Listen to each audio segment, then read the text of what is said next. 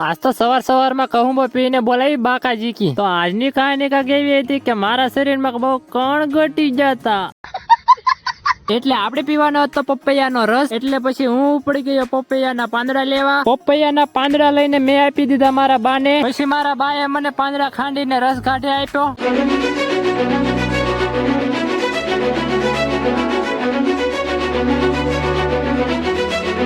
પપૈયાના પાંદડાનો રસ એટલો સડી જો કે બે ત્રણ પાડી દઉં પાડી દેવાની વાત કરી કા તો હડિયાના બે બસા હેઠા પડી જતા માળામાંથી સવારમાં થોડુંક પૂન પણ થોડુંક કરી લેવી એટલે આપણે હડિયાના બસાને માળામાં પાછા મૂકી દીધા આજ વાવવાની હતી અમારે મકાઈ એટલે આપણે મકાઈનું બાસ્કુ લઈને ઉપડી ગયા ખેતરમાં